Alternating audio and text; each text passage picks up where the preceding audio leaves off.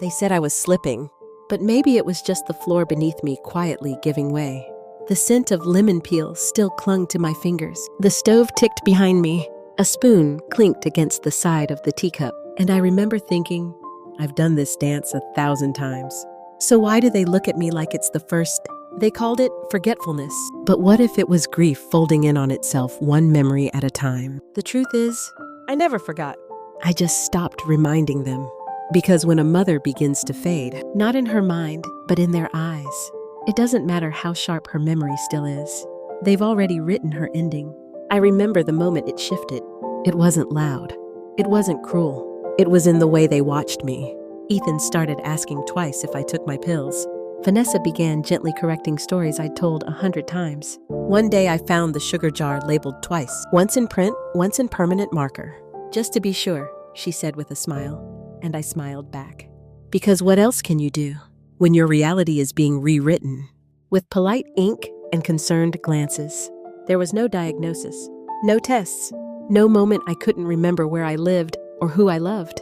But still, they treated me like I was slowly evaporating, like my clarity was a flickering bulb. So I decided to test it. Just a little. I leaned into the pauses, misplaced a few things, let my words wander. Just long enough. I thought it would make them notice me, care more, stay closer. But I was wrong, because I pretended to have memory loss, and they abandoned me. Not with shouts, not with arguments, but with appointments made behind my back, with paperwork signed in the other room, with a suitcase packed quietly and a room waiting, far from home. And the worst part, I couldn't tell them it wasn't real, because by then, they didn't care what was true, only what was convenient. So tonight, sweetheart, tonight, I'll read you the chapter I never dared to speak aloud.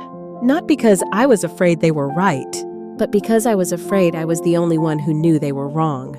So come closer. Pull up your chair. Let Mama tell you what happens when love becomes assumption, and memory becomes the excuse they use to make you disappear. Dear Ethan, Mama doesn't quite know where to begin. Maybe with the morning you were born.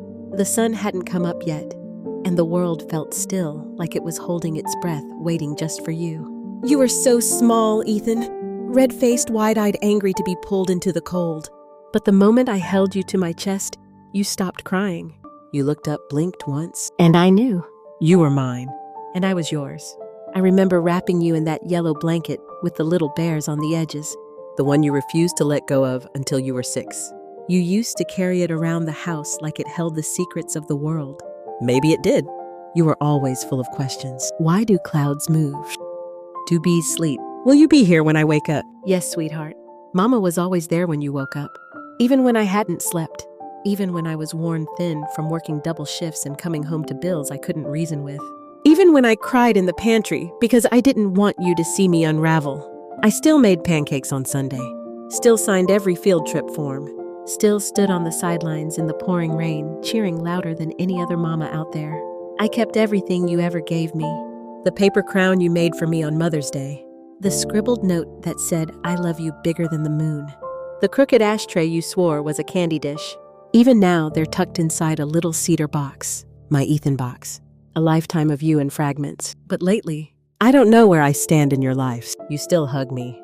Still say love you, Mom, before heading out the door. But it feels like it lands on autopilot. Like it belongs to an old habit, not a living bond. And then there's Vanessa.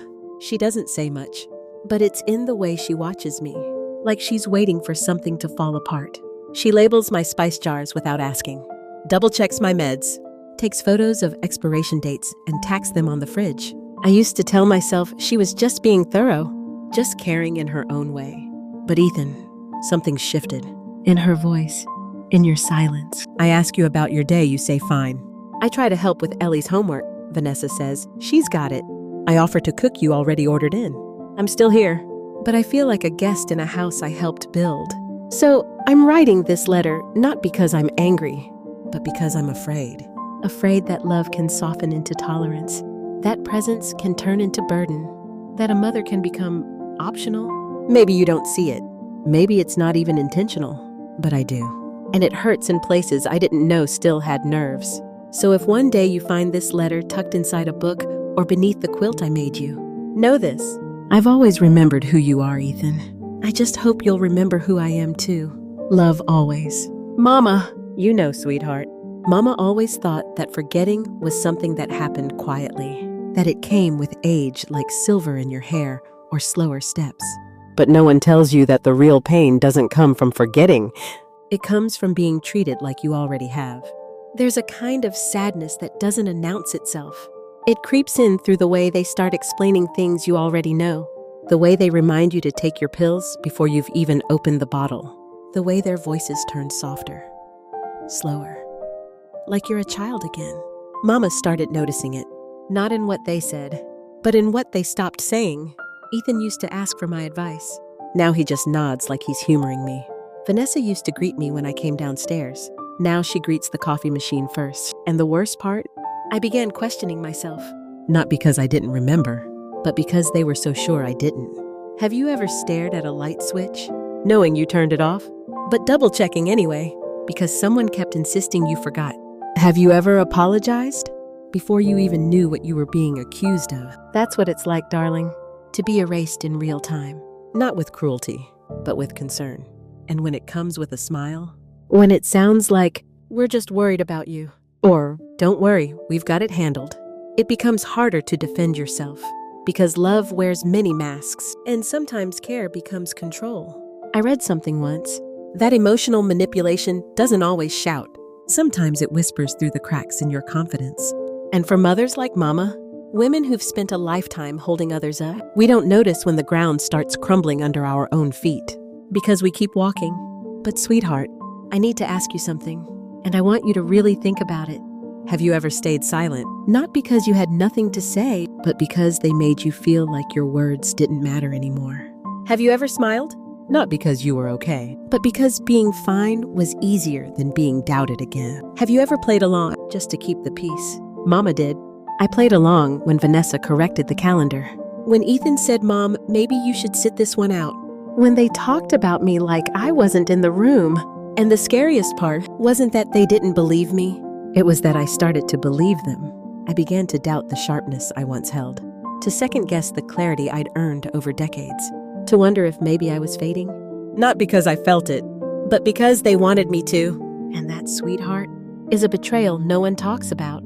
Because when the people you love most build a version of you that's smaller, softer, quieter, and expect you to live inside it, you start to forget the shape of your own strength. But Mama's here now, writing it down, not to prove a point, but to prove to myself I'm still here, still whole, still me, sweetheart. Mama used to think that testing someone's love would reveal the truth. But now Mama knows. Some doors once opened never close the same again. It started small. One day I called Ellie by her cousin's name. Another afternoon I stared at the open fridge, forgetting why I was there. Just small slips, tiny fogs in a mind that had held too many memories for too long. But Vanessa, your wife, began to take notes. I caught a glimpse once, a beige notebook on the dining table. Wednesday. She asked the same question 3 times. Friday. Forgot to turn the stove on. Saturday. Didn't remember Ethan's birthday. None of them were dangerous. None of them meant I was gone. They just meant I was human. And maybe a part of me wanted to see if you were still watching Ethan, if you still saw me. So I leaned into it. I left my phone outside on the garden bench. I wandered into Ellie's room and apologized, pretending I thought it was mine. One evening I asked, "What day is it today, sweetheart?"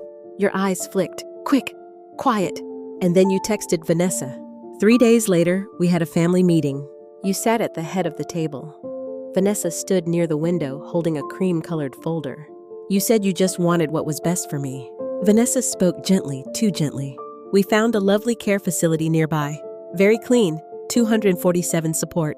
I smiled, thin, because I mixed up the sugar and flour once you think I need to be put away. You didn't answer. You placed your hand on mine and said, "It's just too much sometimes for all of us. And you deserve rest." Rest. That's what you called it. The decision was made. No arguments, no fights. Just 2 suitcases, 1 cardboard box labeled Mom, room 4B, and an old quilt I made for you when you graduated college. I didn't cry in the car, just watched the porch fade away through the window. That porch where I used to rock you to sleep, where Ellie once played with chalk, where I left pieces of myself. That house used to be a home. Now it was just the last stop before disappearing quietly. The facility wasn't terrible. The nurse at check-in smiled kindly. The halls smelled of lemon polish and something else, like folded napkins and waiting. My room was shared. The woman in the other bed was named Mabel. She didn't speak much. She just stared out the window like she was waiting for someone to remember she was still alive. So I did too. I stared. 3 days straight. No one came back. No text. No call. Not even a question. Just the sound of lunch trays and someone wheeling down the hall.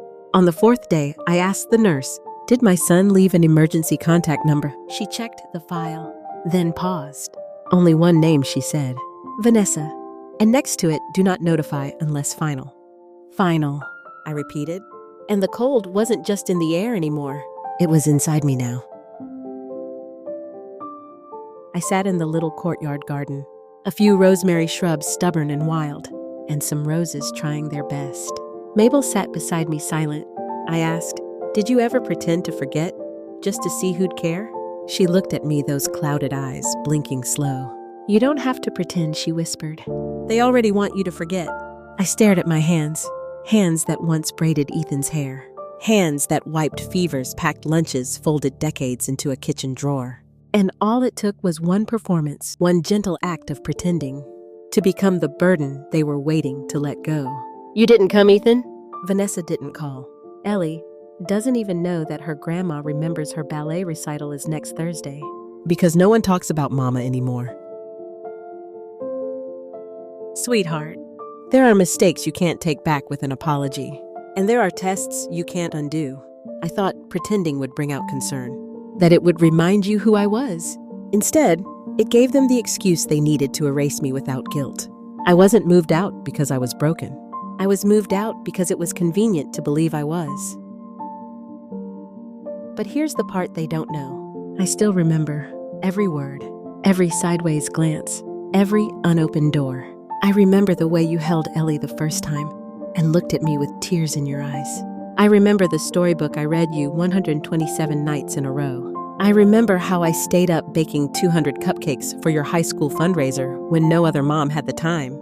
I remember, not because my brain is perfect, but because my love was real. So I'll sit here, sweetheart, in this quiet place they call a facility. I'll watch the lavender sway, and I'll write this down. Because pretending to forget might have been a mistake, but remembering in silence, that is mine to keep. Sweetheart, Mama didn't beg, didn't cry, didn't call Ethan and demand to be brought home. No. Because Mama has learned something in all her years. Sometimes the strongest thing you can do is refuse to shrink in the space they've left you. The home they placed me in was quiet. Clean, yes. Polite, yes. But it hummed with the sound of waiting. Women sitting beside windows. Meals delivered on a schedule. Names slowly forgotten by people who once promised never to forget. But Mama didn't wait. I started walking in the garden every morning. Just 15 minutes, then 20, then longer. I stopped taking the pills the nurse handed me without checking the labels first. I asked questions. I kept a notebook. Not to prove anything to anyone, but to remind myself I was still here. One afternoon, I saw the director of care walking the halls. I asked for a meeting, not with fear. With a steady hand and clear eyes, I said, "I'd like to review my placement. This isn't a medical need. This was a misunderstanding." She blinked, hesitated, then handed me a number. A social worker. Her name was Lorraine. Lorraine listened, really listened. She didn't treat me like a case file. She treated me like a woman who'd been spoken over one too many times. Together, we made a plan. A transfer. To an independent living cottage just 2 towns over. Still with safety nearby, but with a garden of my own. A key I could turn, a schedule that belonged to me. I didn't tell Ethan, didn't inform Vanessa, didn't announce anything. Because when someone writes you out of the story, you don't need their permission to write your way back in. The day I left the facility, no one noticed. No one came to say goodbye. And that, sweetheart, was the greatest relief of all. Because Mama wasn't leaving behind family. She was leaving behind a version of herself that wasn't real. In the weeks that followed, I did small things, quiet things, reclaimed things. I bought my own groceries, planted lavender outside my front door, hung Ethan's first drawing on the fridge, the one that used to be buried in the back of a drawer. I also found the cross-stitch I started the year he turned 7, half-finished edges fraying the thread still tucked in the last letter of his name. I stitched the final line that morning, not to complete the past, but to remind myself I was never unfinished. I started sleeping through the night, not because I was finally safe, but because I was no longer waiting to be proven right. Justice didn't come in the form of confrontation. It came in the form of choice. They placed me in silence, so I built a new life inside that silence and turned it into peace. So if you're reading this, sweetheart, and someone has tried to erase you politely, gently, with smiles and good intentions, remember this: you don't have to shout to reclaim yourself. You just have to stop asking for permission to be real. Dear Ethan, you once asked me, when someone messes up but says sorry, does that fix it? I told you, no, sweetheart. It means they're finally holding the thing they broke. But now I think I was wrong. Because sometimes they don't even realize they were holding anything at all. You haven't called. You haven't asked where I went. I found a message you left once Ethan wrote. Just one line. I thought you were safer there. And it told me more than any apology ever could. It wasn't hatred. It was fear. But fear, Ethan, isn't a reason to erase someone. Maybe you think I'm still sitting in that place you left me. Still quiet. Still waiting. But Mama walked out the back gate and didn't look back. I didn't write this letter to hurt you. I'm not here to shame you. I know life pulls people in different directions, and sometimes we confuse exhaustion with care. We let convenience speak louder than connection. Maybe that's what happened with you. Or maybe you just stopped seeing me the way you used to. I don't need you to explain it. I don't even need your apology. Maybe Vanessa grew up in a home where silence was survival. Maybe control was the only language of care she ever learned. And maybe you, Ethan, you didn't stop seeing me. You just got too scared of watching me fade. So you turned away. Because not looking felt easier than looking and losing me. Because forgiveness, Ethan, it's not a door I can open for you. It's a path you have to walk toward on your own. But I will tell you this. I remember the boy who used to cry if I left his room before he fell asleep. The boy who once made me a necklace out of cereal loops and called it magic. I remember how fiercely you loved before the world taught you to measure worth by usefulness. And that boy, he still lives somewhere in you. So no, I won't say I forgive you. Not yet. Because forgiveness isn't a ribbon you wrap around silence. It's something that grows. Slow and rooted when both hearts are finally ready. But I will say this. I'm okay. Not perfect. Not unscarred. But breathing in my own space. Cooking meals that fill only one plate and still feel like enough. I've stopped leaving the porch light on. Not because you're not welcome, but because I no longer wait in the dark for someone else to find their way home. So, if one day you knock, not out of guilt, not because life got hard, but because you remembered the sound of my laugh, the shape of my voice, then maybe I'll be in the backyard, repotting the rosemary, humming an old song you used to dance to in footy pajamas. And if you call out, Mama won't say I told you so. She won't cry. She won't ask where you've been. She'll just look up and say, you're late, but the tea's still warm. Until then, I'm building a life that doesn't wait to be loved. Planting peace, not proof. Mama. You know, sweetheart, some stories don't end with grand forgiveness or sudden returns. Some stories end quietly, with a woman walking barefoot into her own garden, finally planting something that won't be forgotten. I still forget things sometimes. Where I put my keys, whether I watered the lilies, if I left the back porch light on, but I never forget who I am. I am the girl who stitched her own dresses by moonlight, the mother who held her baby through nights that never seemed to end, the woman who once faked forgetfulness, and in doing so, discovered the truth everyone else wanted buried. They didn't leave me because I forgot. They left because it was easier to pretend I had. And that, sweetheart, is a truth I no longer carry like a wound, but like a key. Because now I tend to a different kind of memory. One rooted in lemon balm and sunlight, in books I choose to read aloud to myself, in the warmth of knowing I never needed to prove I was whole. Not to them, not to anyone. Last week, a small envelope arrived, no return address. Inside, a crayon drawing of a sun and stick figures holding hands. Underneath, in crooked writing, I miss you, Grandma. Maybe it was Ellie. Maybe it was Vanessa. But for that moment, I let myself believe. It was love finding its way back. If you're listening tonight, if you've ever had to pretend just to feel seen, if you've ever let the world rewrite your story out of fear, they wouldn't believe the real one. Come sit by Mama. There's room on this bench. There's tea on the stove. There's quiet here. Not the kind they use to silence you, but the kind that finally lets your truth breathe. And if your story is still folded in your chest like a crumpled letter, you can send it to Mama. No judgment, no shame, just space. Write to. Mama's email is in the video description, sweetheart. Because your story might be the one another woman needs to hear. To stand up from her silence. To unlock her own door. To whisper to herself, I still belong here. One woman wrote to me last spring. Her note was just one line. I only pretended to fall because I wanted them to catch me. And sweetheart, I knew exactly what she meant. Because sometimes we don't test love to be dramatic. We test it because we're terrified it might not be there. And some of us, we're right. Every mother has a truth she never told. What's yours? This space is sacred. This silence is shared. And this healing, it's ours. You are not invisible. You are not too much. You are not the mistake they tried to manage away. You are the chapter they tried to close. But you still hold the pen. So write, sweetheart. And if your hands tremble when you begin, know that mine did too.